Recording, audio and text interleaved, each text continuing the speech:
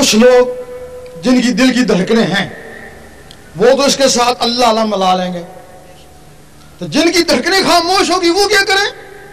ان کے لیے کچھ طریقے ہیں جو زہر میں معیوب ہیں، لیکن وہ بڑے بہترین طریقے ہیں۔ امیر کلال کے پاس لوگ جاتے، فیض کے لیے جاتے، کہتے چلو کبڈی کھیلو، لوگ کہتے ہم تو فیض کے لیے آئے، بولتے ہیں ہمارا فیض کبڈی میں، ان کو خوب دوڑاتے۔ جب دل کی دھڑکنیں ابھرتی کہتے اب کبڈی کو چھوڑو، آپ ان دھڑکنوں کے ساتھ اللہ اللہ ملاؤ۔ لال شہباز قلندر رحمۃ اللہ کے پاس لوگ جاتے، کہتے چلو ناچیں، وہ کہتے ہم تو فیض کے لیے کہ ہمارا فیض نچنے میں ہے۔ وہ ناچ آج تک مشہور ہے جس کو دمال بولتے ہیں، وہ لوگ نچتے، خوب نچتے، ہم نے وہاں خود دیکھا ہے۔ اس وقت اللہ سے نچتے، اب دم دم مست قلندر سے نچتے۔ وہاں دیکھا ہے کہ کچھ لوگ دم دم مست قلندر سے ناچ رہے ہیں، اس میں 2 آدمی بے ہوش ہو گئے ناچتے ناچتے۔ ایک کو میں پانی پلانے کے لیے گیا، دوسروں کو دوسرے آدمی پلانے لگے، پانی پلا رہا تھا، زبان بند تھی، دانت کسے ہوئے تھے، اندر سے آواز آ رہی تھی دم دم مست قلندر، دم دم مست قلندر۔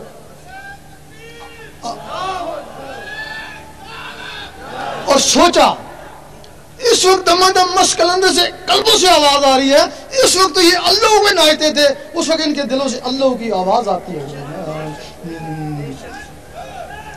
اب ایک اور آسان طریقہ ہے، اس میں نہ کبڈی کھیلنی پڑتی نہ ناچنا پڑتا ہے، یہ اللہ کی ضربیں لگائیں، گھنٹہ 1.5 گھنٹہ جب اللہ کی ضربیں لگائیں گے تو وہی پوزیشن پیدا ہو جائے گی جو کبڈی سے ہوتی ہے، اور دل کی دھڑکنیں ابھریں گی، وہ دھڑکن کے ساتھ اللہ ملائیں۔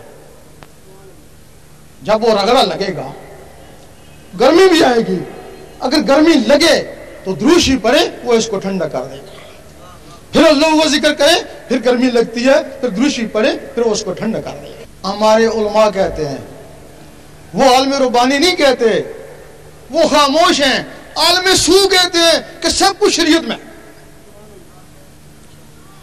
وہ کہتے ہیں کہ سب کچھ شریعت میں ہے۔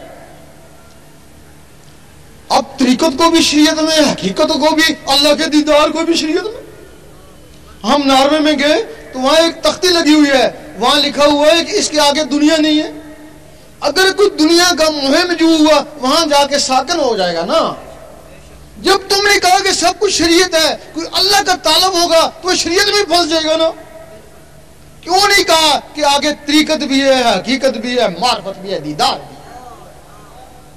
سید سلطان بو رحمۃ اللہ نے اپنی کتاب نور الہدیٰ میں لکھا کہ یہ علماء اللہ کے راستے میں رازن ہیں۔ ہم سوچتے تھے یہ کیا لکھ دیا، یہ تو ہم کو نمازیں پڑھاتے ہیں، قرآن بھی انہوں نے پڑھایا، تو سلطان صاحب کہتے ہیں یہ رازن ہے۔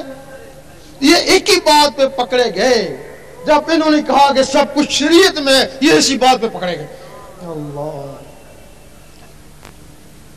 اب جو اللہ کا طالب تھا اس نے کہا شریعت میں نے پوری کر لی، اللہ تو مجھے نہیں ملا۔ انہوں نے کہا پھر تو ایسا کر کہ سیاست میں چلا۔ حضور پاک نے بھی سیاست کری تھی، اس کو سیاست میں لے آئے۔ صبح کہنے لگے کہ عورت حکمرانی نہیں کر سکتی، شام کو کہنے لگے عورت حکمرانی کر سکتی ہے۔ اور لوگوں نے پوچھا مولوی صاحب یہ آپ نے کیا کہہ دیا؟ کہنے لگے یہی تو سیاست ہے، یہی تو سیاست ہے۔ اب وہ سیاست میں بھی 5-6 سال اس کے ساتھ لگے رہے، ملا تو کچھ بھی نہیں، کہ مولوی صاحب اللہ تو نہیں ملا، اب کیا کریں؟ اب جہاد کا ہے کہ وہ کیسے کریں؟